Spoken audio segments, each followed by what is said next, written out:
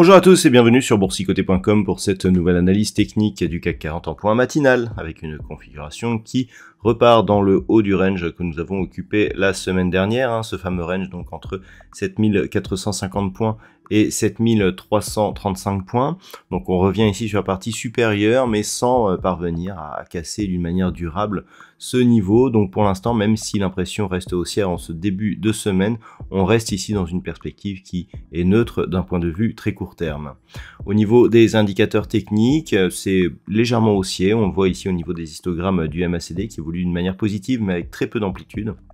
Le RSI, quant à lui, est sur une trajectoire lui aussi légèrement haussière et vient de repasser au-delà de sa zone 50. Donc, on n'est vraiment pas dans une conviction forte. Au niveau des valeurs, eh bien, nous sommes sur des hausses assez marquées concernant notamment Alstom qui gagne 4,45% ce matin. Nous avons AXA qui gagne 2,65%, donc suite à la diffusion de chiffres donc qui plaisent au marché. Derrière, nous avons des valeurs qui tournent autour de entre 1,2 et 1,4% comme Kering, Eurofins Scientifique, Sanofi ou Thales. Au niveau des plus fortes baisses, eh bien, nous avons 4 valeurs seulement dans le rouge aujourd'hui. Nous avons Air Liquide donc qui perd 1,55%, Unibail-Rodamco Westfield qui perd 0,27% et derrière Renault et BNP Paribas qui sont quasiment à l'équilibre mais légèrement dans le rouge. On pourra noter concernant Air Liquide que cette baisse est notamment liée au versement du dividende. Donc on est sur une configuration qui globalement nous laisse une impression ici d'impulsion haussière suivie d'une phase de consolidation qui vient chercher le retracement à 38,2% de Fibonacci pour tenter ici un retour à la hausse. Alors, ce que l'on peut constater, c'est que pour l'instant, on avait du mal à tenir ici au-dessus de cette zone de pointillé rouge qui représente le retracement à 23,6% de Fibonacci.